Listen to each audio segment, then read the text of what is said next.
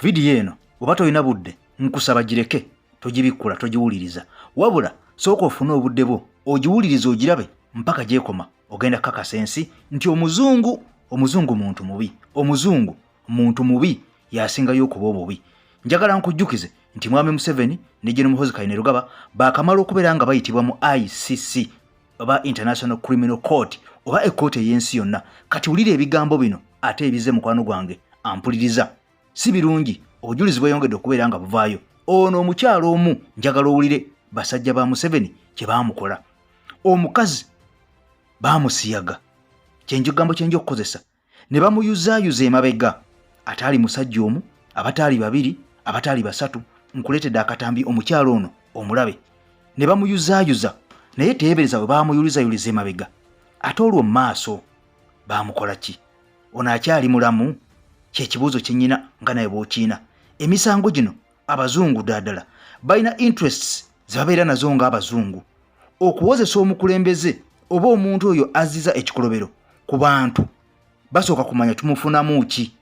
Bwe baba nga balina interest eri omuntu oyo basigala boogera bwogezi. Wabula bwe bati bamulinamu interest nga bw'olaba kano mwa El Gaddafi eyattibwa president wa Libya.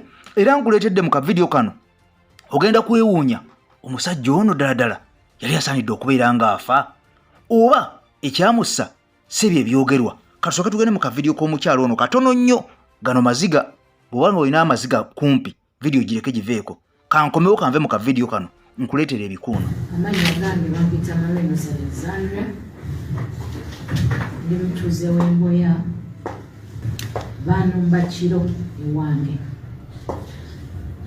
Nze nsookera ddala omulyango gwange gusooka ku geeti, then ekkanisa liri wabweru wa geeti. Bwali obudde bwa kiro, zaali zigendayo nga mu ssaawa 6 n'eddakiika ezigwamu. Nenfuna abaakonkona ku ddirisa lyange, nze nendowooza baneiba abayingira ekiro. Engeri nzaali ku geeti nenfuluma nenzigula omulyango wange nenzigulawo nzijje nzigulire abakonkonye.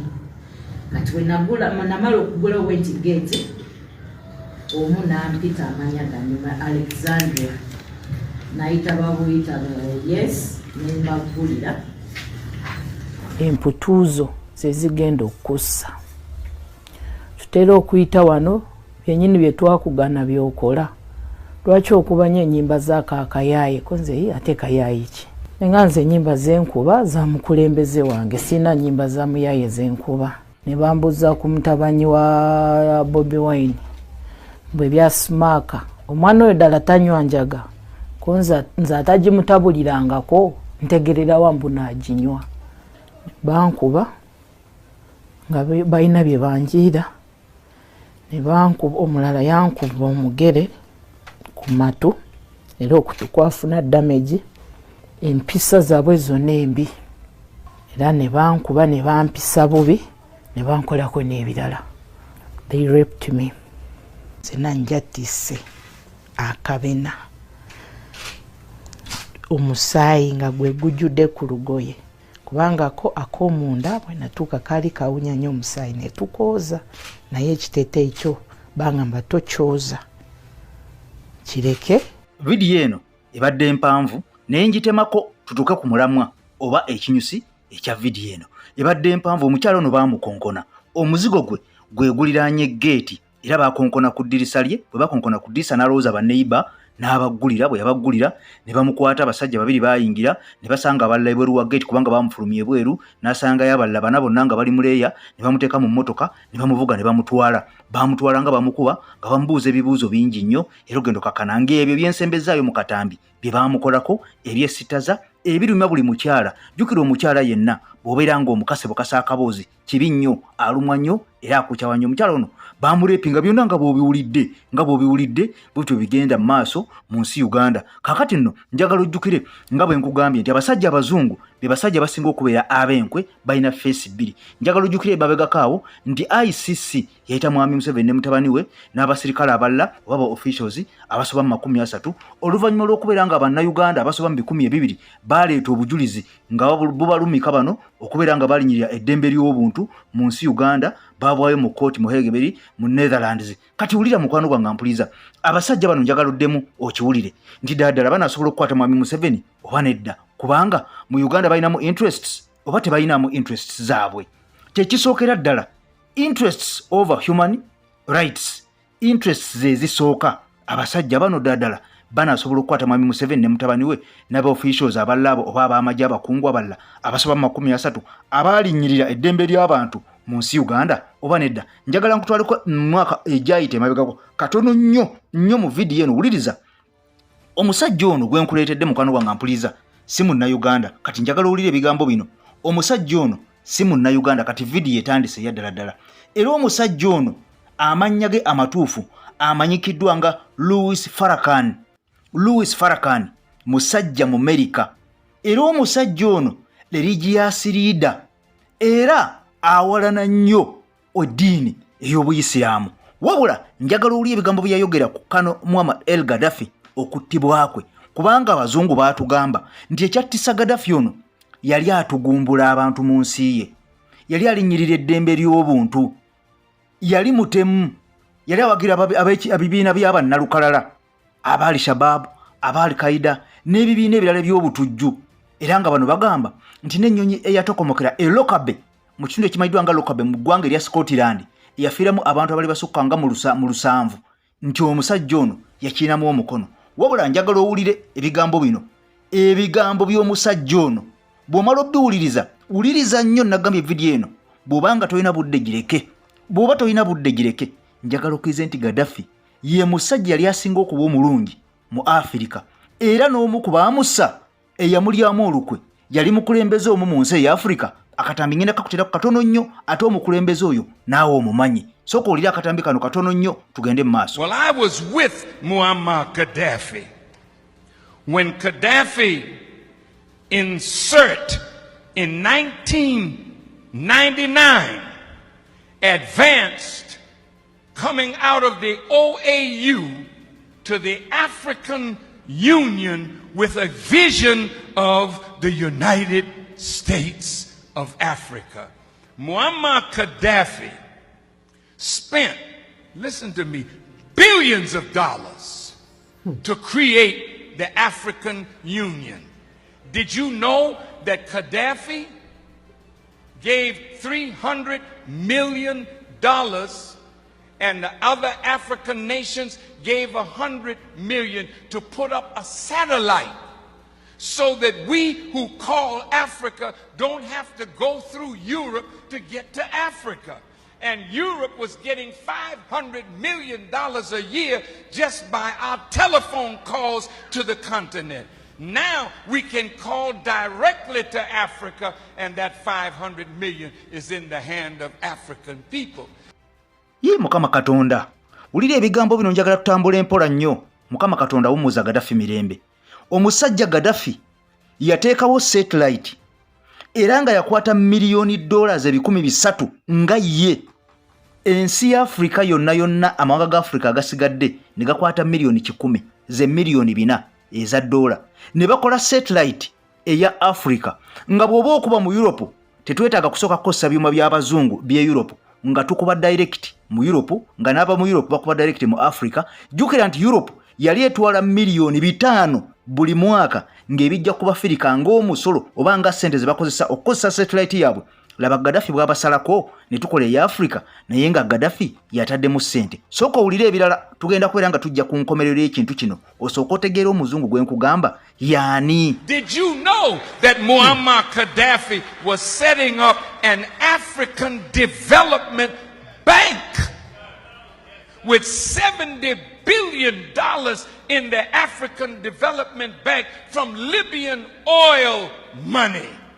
Wulira oba naawe olinga nze obadde okimanyi nti Gaddafi yali akola banka nga ya Africa Development Bank ng'agenda kuteekamu biliyoni 7 eza dola naye nga sente ezo azijja mu mafuta ag'Libya ng'agenda kukola banka nga ya Africa Development Bank ateekemu biliyoni 7 nga tetukyewola sente mu IMF nga tetukyewola sente mu World Bank nga sente tuzijja mu ggwanga lya Libya gye twewola Abafirika ffenna ng'ate sente zino teziriiko interest nti magoba kati bannango ye Gaddafi lwaki abazungu baamutta. Why do you think they killed him? You think they killed him because he killed his people? Hell no. They killed him because, listen to me real good, did you know that in Libya nobody is homeless? Listen, everybody in Libya has either a home or an apartment. They call it a flat. Did you know education in Libya is free from kindergarten through college? And did you know that if a Libyan wanted to come to America to be educated, the government in Libya paid for their education? Did you know that? Ulira banji batugambanga nti Gaddafi yali mutemu mbongatta abantu be. Omanyi lwaki baamutta? Omusajja ono gavumenti ye Louis Farrakhan musajja mu America awalagana nnyo n'eddiini ey'Obuyisiraamu era tayagala basiraamu naye ono Gaddafi ate gwe yali ayogerako n'agamba nti mu Libya tewali muntu atalina nnyumba atalina maka era oyo atalina maka mu Libya yali asula ku apartment bagiyite flat ate nga flat ezo gavumenti ye basasulira nga basulira mu bwereere buli atalina waasula. Obadde okimanyi nti mu Libya abaana basomeranga bwereere okuva ku nursery mpaka mu college oba ziyite university bwereere. Obadde okimanyi nti mu Libya buli muntu yamalanga okusoma nga tteeka gavumenti emuwa omulimu netandika n'okubeera nga emusasula.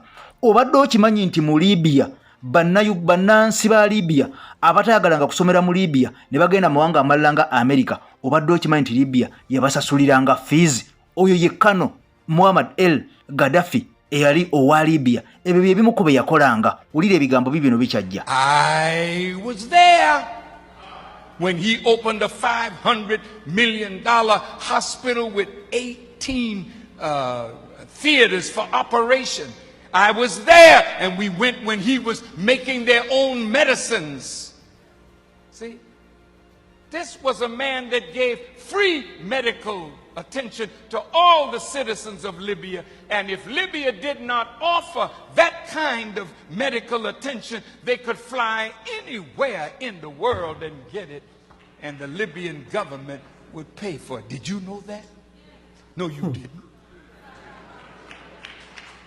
Did you know that from the oil money, every Libyan citizen got a stipend every year?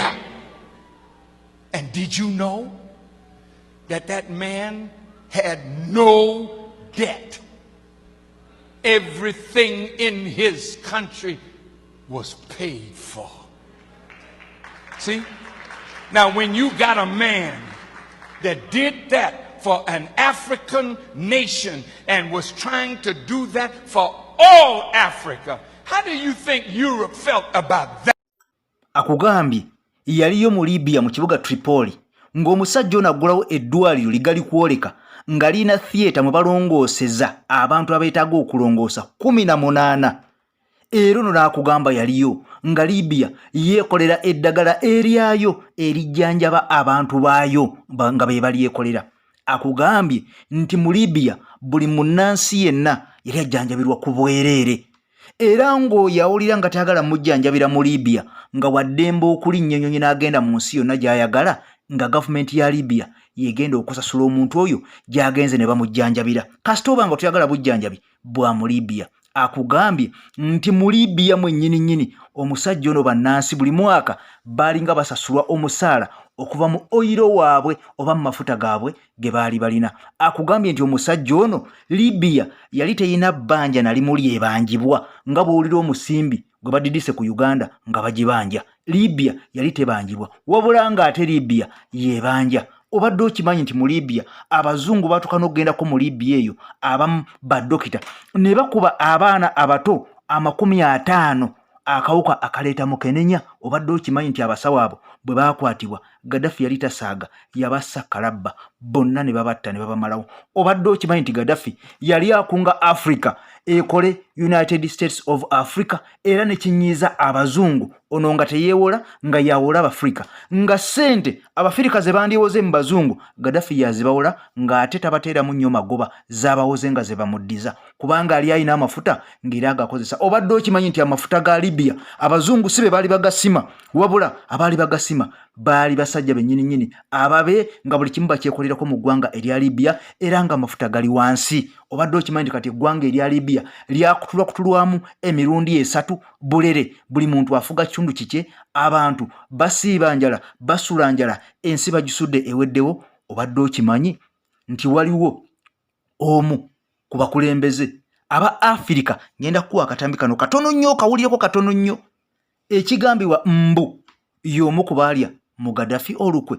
Ono jjukira yawakanya n'okwakanya Gaddafi kye yali aleeta ekya United States of Africa nga baagala Africa efune omukulembeze omu agikulembera nga bw'olaba Amerika, abasigadde nga bagavana. Omukulembeze oyo omu munnange y'omu ku baalemesa, era kigambibwa nti omukulembeze ono yalemesa era y'omu mbu ku baalya olukwe mu Gaddafi n'asobola okubeera ng'attibwa. Akatambi kano nkajje ku the new tourist, omukutu baguyita new tourist. Osobola ogenda ku YouTube n'otekamu the new tourist, bw'omala okukatuukako ojja kulabayo video emanyiddwa nga the African leader who betrayed Kano Gaddafi.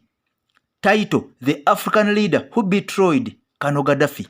Nkugambye nti channel kwenkajje bagiyita the new tourist.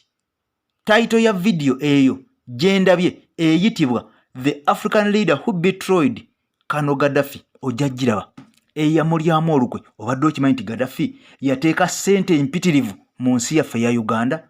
Uganda Telecom yali yateekamu ssente, Uganda Housing Finance yali yateekamu ssente, Tropical Bank yali yateekamu ssente nga ziri wano, omuzikiti gwa Uganda Muslim Supreme Council oguli mu Oli Kampala wali. Obadde okimanyi nti Gaddafi ye yaguzimba ku Uganda n'agutuweera bwerere. Obwakabaka bw'ettoolo, obadde omanyi nti Gaddafi yabuyamba n'abuzimbira ne Paris olubiri olugudde akaleka, ne mu Libya n'abazimbirayo amaka omwana oyo oba maama w'omwana oyo ge yabeerangamu e Libya.